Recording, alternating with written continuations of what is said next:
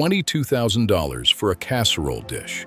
A second one, found by accident in a box of donations, sold for nearly $6,000. The pattern is so rare, some collectors spent years convinced it didn't exist. In 1915, a glass company in Corning, New York, took a material built to survive railroad lanterns and chemistry lab and put it in your grandmother's oven. They called it Pyrex, borosilicate glass. It could survive a 300-degree Fahrenheit jump in temperature without breaking. That's the Pyrex everyone thinks they own. It isn't. There's a glass formula that changed decades before anyone in the collecting world noticed. There's a company that fought a scientist in federal court to keep that fact quiet. And there's a community that built an entire belief system around glass that, it turns out, isn't quite what they think it is. This is what people keep, and the strange world of vintage Pyrex collecting. In 2017, Jackie Walker was doing what she did every day. She was an assistant manager in the donations division at Goodwill of Western New York's Amherst store, sorting through boxes of whatever people drop off. Old clothes, chipped mugs, Pyrex, lots of Pyrex. But this piece stopped her. She'd never seen it before. A round covered casserole, white opal glass, scattered with green clovers and little pink hearts. A 1959 promotional pattern called Lucky in Love. Here's why that mattered. In the world of Pyrex, collecting Lucky in Love isn't just rare, it's super rare. The pattern people argue about. Some collectors had only ever seen it as a photograph in a reference book, and a few were convinced it had never really been made at all, that it was a prototype that escaped the factory by accident. Walker handed it off to Christine Black, who ran the online auction side at Goodwill. Black researched it, confirmed what they were looking at, and listed it. The auction pulled close to 60 bidders and over 140 bids. It closed at $5,994. At the time, it was the highest bid in that chapter's online history. The story made the local paper. And that wasn't the ceiling. Other Lucky in Love pieces have sold for over $4,000. One particularly dramatic eBay listing, the kind that gets screenshotted and argued about in collector groups for years, closed at $22,100. So just sit with that for a moment. $22,000 for a casserole dish. The kind of thing that got handed to thrift stores by the thousands. The kind your mother might have given away without a second thought.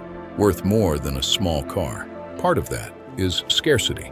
Patterned color Pyrex ran from roughly 1947 into the 1980s with over 150 silkscreen patterns. Some were made for decades. The promotional ones barely got made at all.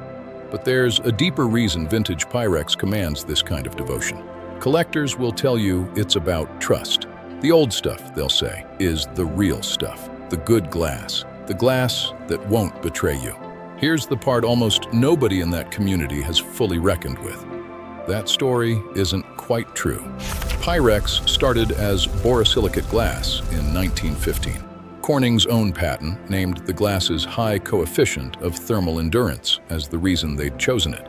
It could survive a rise in temperature of more than 300 degrees without cracking. That's the Pyrex that became a household name.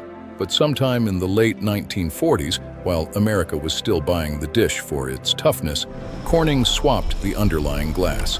Soda lime, not borosilicate, cheaper to produce, far less resistant to thermal shock. And here's the thing, nobody changed the marketing. The dish kept being sold the same way, oven to icebox, tough as ever, while the glass underneath it had already changed. So every piece of patterned vintage Pyrex chasing collectors' money right now, the butter print, the gooseberry, the Lucky in Love itself, all of it was made from that newer, weaker glass. The borosilicate era was already over by the time any of these beloved patterns existed. The good old glass collectors talk about reverently in Facebook groups was never actually in their cupboards to begin with. For decades, almost nobody noticed. Then, around 2010, a materials scientist named Dr. Richard Brada ran the numbers properly and published them. Borosilicate could take a 333-degree swing before breaking. Soda lime could take about 99. The American Ceramic Society's bulletin ran their findings under a blunt headline, Shattering Glass Cookware. The company holding the Pyrex license by then, World Kitchen, didn't publish a rebuttal. In 2012, they sued. They took the American Ceramic Society and all three researchers to federal court in Illinois, arguing the article amounted to trade disparagement, that it unfairly made their cookware look dangerous. They wanted the paper pulled. A federal judge ruled on the case in 2015. The science stood. Consumers followed where the scientists led. Around the same era, Consumer Reports reviewed roughly 150 incidents of glass bakeware shattering that had been reported to the Consumer Product Safety Commission, more than 40 of them involving injuries. A few years later, separate reporting put the number of shattering and exploding reports for glass cookware at around 850 over a 7-year stretch. Those figures cover glass bakeware broadly, not Pyrex alone, but Pyrex sat at the center of nearly every conversation about it. In 2018, a group of consumers filed a class action against Casserole Brands, the company that now held the Pyrex license, alleging the soda-lime cookware carried an undisclosed shattering risk. The court trimmed the case hard in 2019, and by early 2020, the plaintiffs walked away from what remained. No verdict, no settlement, just a slow, quiet end. What's left, underneath all of it, is something stranger than the simple story collectors tell each other. There was never a clean line between a trustworthy old Pyrex and a risky new one. The glass changed once, early, and the company let everyone keep believing in a version of the product that hadn't existed for most of their lifetimes. If you want to find these collectors, you go to Facebook. That's where the real economy lives. Dedicated groups with tens of thousands of active members, trading, appraising, showing off, and arguing. And there's serious scholarship underneath it. Collector historians built and still maintain reference sites with names like Pyrex Love, Pyrex Passion, and Pyrex Potpourri. The Corning Museum of Glass runs a recurring feature on its own site called Pyrex Potluck, profiling collectors. This is a subculture that documents itself with real rigor. It's also a subculture that fights. The disputes get heated, and they're almost always about language. What counts as rare?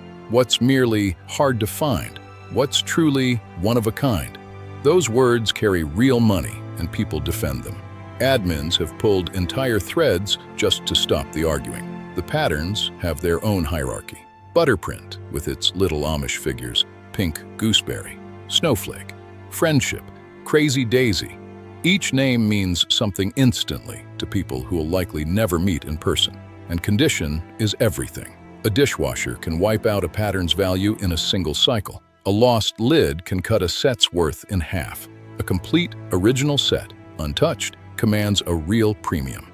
What's striking, now that you know what the glass actually is that none of that devotion has anything to do with the material being safer or sturdier. It never was. The devotion was always about something else, the pattern, the memory, the hands that used it.